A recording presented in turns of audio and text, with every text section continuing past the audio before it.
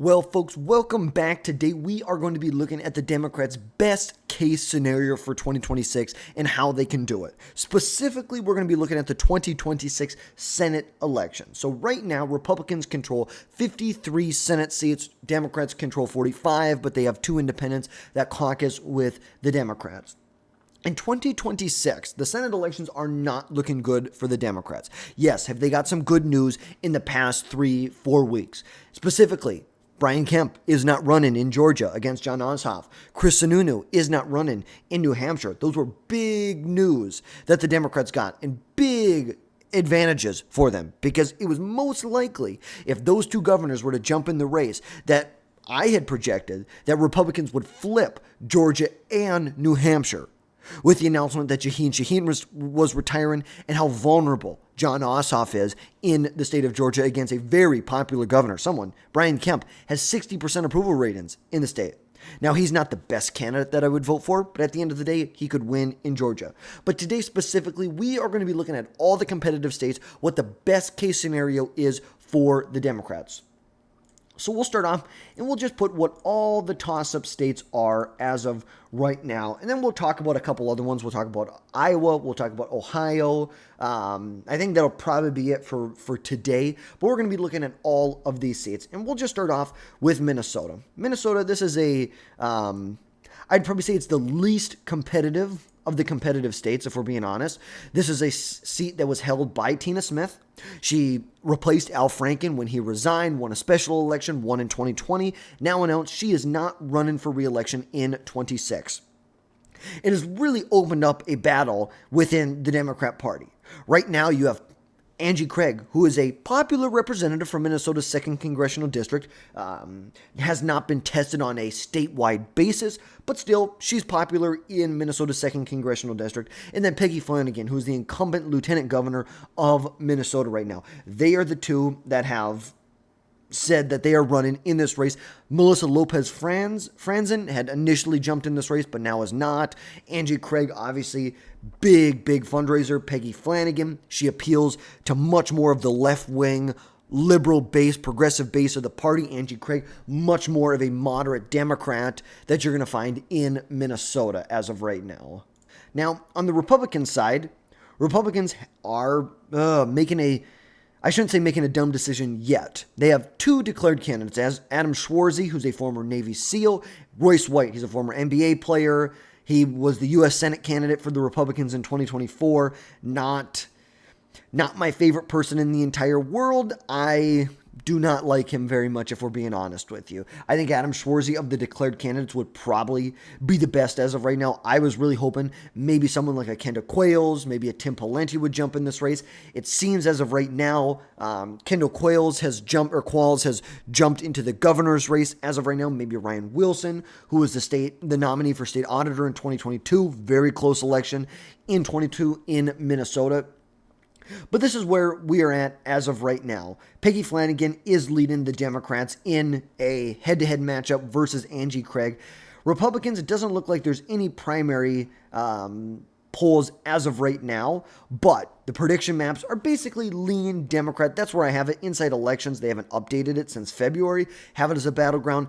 I would say right now I have this as a lean Democrat state.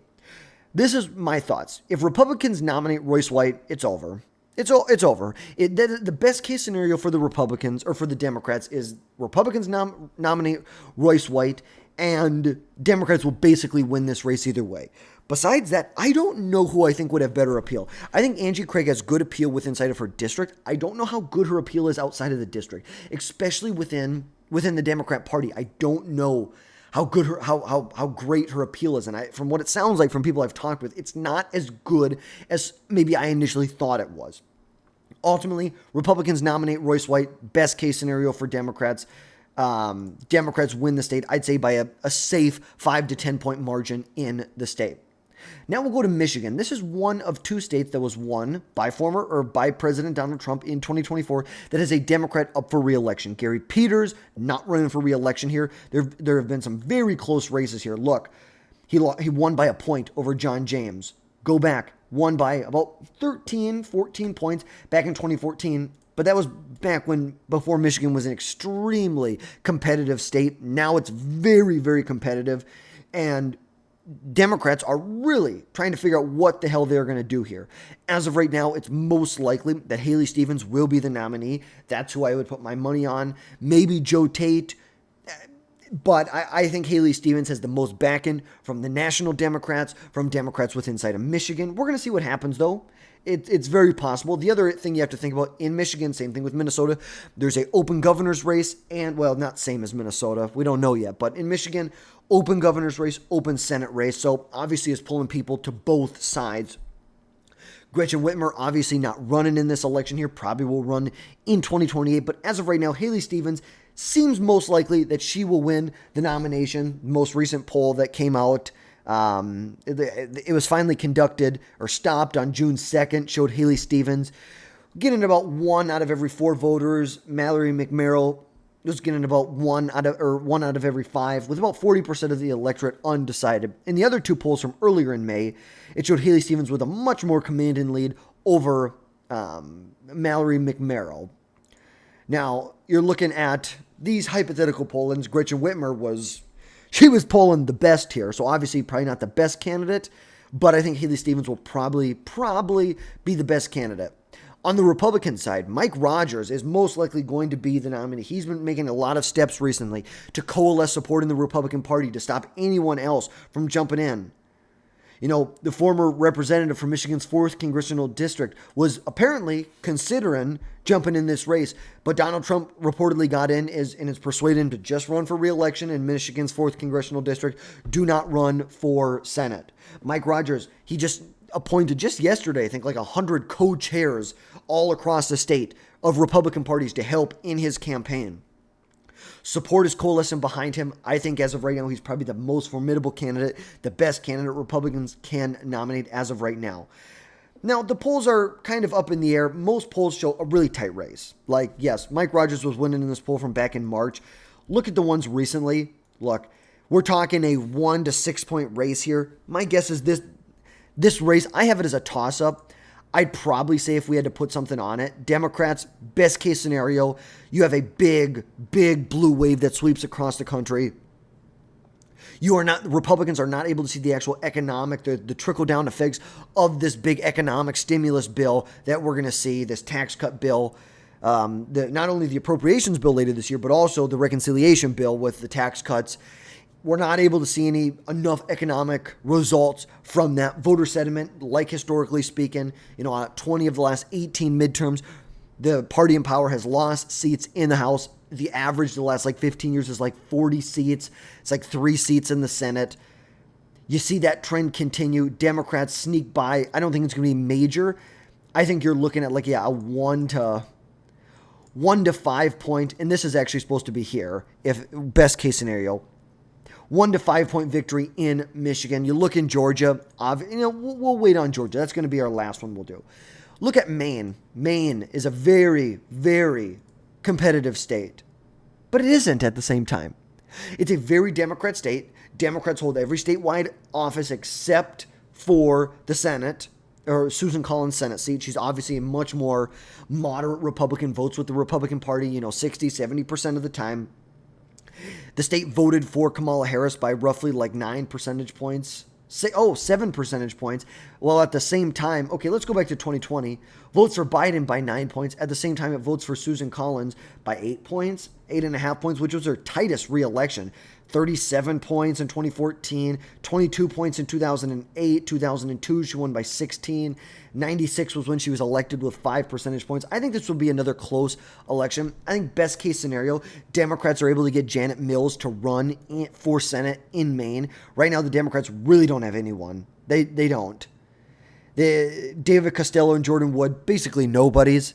The best shot they have is Janet Mills to win this election. Even then, I think best case scenario for Democrats as of right now is that they get the state within a point, but Susan Collins still sneaks by. As of right now, I just do not see the Democrats, even in the best case scenario, I do not see Democrats flipping the state of Maine in 2026. I simply just don't see it happening. Go to New Hampshire. New Hampshire, kind of the best case scenario for them has already really occurred, you could say. Shaheen, is not running, and neither is Chris Sununu. Chris Sununu and neither is Kelly Ayotte, who is a former senator from New Hampshire, now is the governor. Right now, Scott Brown, he's running. He obviously put up a pretty good challenge to Jeanine Shaheen back in 2014. Obviously, it's a much different campaign. Now, Chris Pappas, it seems like Democrats are coalescing behind him. They're getting what they want.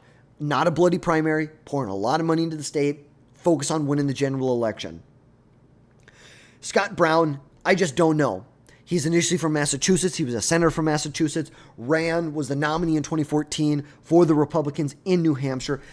I think it's going to be a close race. I think best case scenario, Democrats sneak by and they win probably by at least 5 percentage points here. I think that's best case scenario. They win 5 to 10 percentage points here. It could be more. But as of right now, from what we're seeing, we need to let this play out more. But 5 to 10 points is probably what I'd say. North Carolina, best case scenario for the Democrats is Roy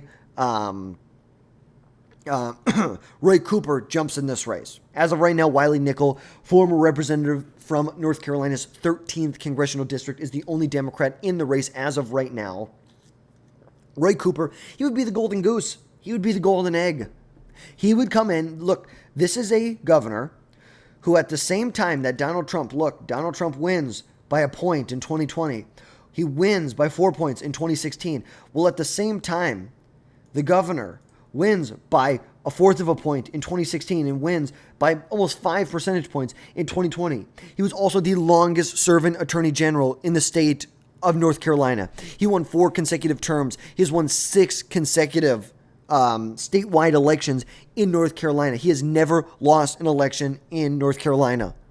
He has got an insane, and I mean insane, fundraising base.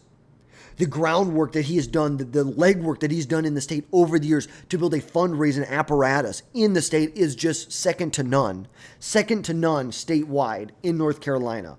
And with Tom Tillis, an unpopular Republican running for re-election, yes, Republicans are going to do everything they can to make sure, A, he's got a lot of cash on hand. B, he's got enough cash that's poured into this race to make sure he does not lose in 2020. Or in 2026. That is the big thing here.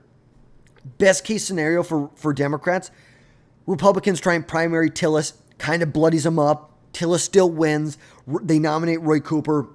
Roy Cooper wins by, I'd say, anywhere from 1 to 5 percentage points. Now, remember, we're talking best case scenario here. This is not what I think is going to happen. This is best case scenario for the Democrats. Best case scenario. Now, jump over to Georgia, the last state we're going to look at for the best case scenario. You have Jon Ossoff running here, and Brian Kemp is not running here. Is not running in this election. The very popular governor, someone who has an over 60% approval rating, is not running here. That was the best thing the Democrats could have got. The best thing they could have got in this election here is to have Jon Ossoff go up against some random Republican, whether it's Buddy Carter, John King, Mike Collins, Tyler Harper, Rich McCormick, Doug Collins. You know, there was a recent poll that came out, and we're going to try and get it pulled up right here, that showed he is with basically the only person who has beaten Jon Ossoff in a head-to-head matchup is Brad Raffensperger. So something to consider for my Republican friends in Georgia. Look at this.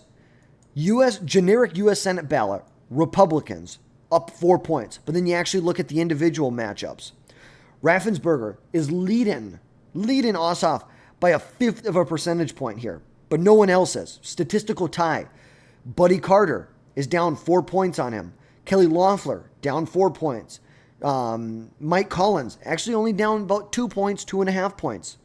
John King, down 2 points here as well. So obviously, Brad Raffensperger, as of right now, seems to be the most formidable candidate. Maybe you're looking at someone like Buddy Carter. We'll see. We'll see what happens here. But ultimately, they got what they want in this race. Brian Kemp is not running in this election. Republicans are still going to pour tons of money in here. It's still going to be a tight election. But I say best case scenario, the Republicans have a bloody primary, a ultra MAGA backed candidate wins the primary, does not have appeal in the suburbs around Atlanta. That's the big thing. If you want to win in Georgia, you need to have appeal in Henry County, in Newton County, in Rockdale, in DeKalb, in Clayton County, in Fulton County, in Glenwood County, in Douglas County. This is where you need to have appeal. This is where Brian Kemp had appeal. He had crossover appeal with moderates, with independents, with suburban voters. This is where he had his crossover appeal. And if Republicans want to win, this is where they need to win. They need to win in these. They need to blunt the victory, the margin for the Democrats in this neck of the woods. They just do. There's no other way to go about it except go in this direction. There just isn't. There is no other way to win. Yes, you can run up the victory, your margin of victory in all these little red states. But 1%, 2% change here in this can almost wipe out all of that. Can wipe out all of that margin you pick up there. But I think the best case scenario, Democrats, I say sneak by 1 to 5 points. Jon Ossoff wins re-election. Democrats pour a ton of money in there. Republicans, bloody primary, ultra MAGA candidate is the nominee. Jon Ossoff wins re-election, but still, Democrats still do not get to even 50 votes. They're still only at 48. They still, in theory here, only pick up 1 seat in their best case scenario. Maybe do they make it closer in Iowa? Maybe. There's some things, maybe Joni Ernst isn't going to run. She pushed a lot of her fundraising off till the end of the summer. So that could be interesting to talk about. J.D. Scholten is running in Iowa. That could be interesting. With a strong candidate on the gubernatorial side in Rob Sands. That could be interesting. A strong candidate, top of the ticket. We'll see what happens there. Remember, in Iowa, granted, there was no Senate race, but in the House races in 2018, Democrats flipped. Oh my goodness, what the hell's wrong with me? Democrats flipped two of these seats and came within 3 points. J.D. Scholten, this candidate right here, is who is running in 2026 against Joni Ernst. Remember, this is what it looked like in 2016. Steve King wins by 22 points. You have these two are each held by a single digit and double digits. Fast forward to 2018, look, Democrats win by 2 points. Democrats win by 5 points. Republicans barely squeak by 3 points. Look, this was a 7-point victory here. This is a 12-point victory. Democrats actually, if you look at the popular vote in Iowa, Democrats won the popular vote. So that's just something to keep your eye on. Ultimately, do I think that in the Senate that's going to happen? No, I don't. But I think it's something Republicans need to keep their eyes on. They need to keep their eyes on places like Iowa. But would be the best case scenario for Democrats going into 2026 on the Senate side. Democrats win 48 seats. They flip 1 seat. Republicans hold 52 seats. This is the best case scenario. Let me know your thoughts down below. Was there something you disagree with here? Even in a Democrat's best case scenario, what do you disagree with? Let me know your thoughts down below. And as always, drop down below, smash that like button, hit that subscribe button. Make sure you never miss another video from us again in the future. And folks, we will catch you next time.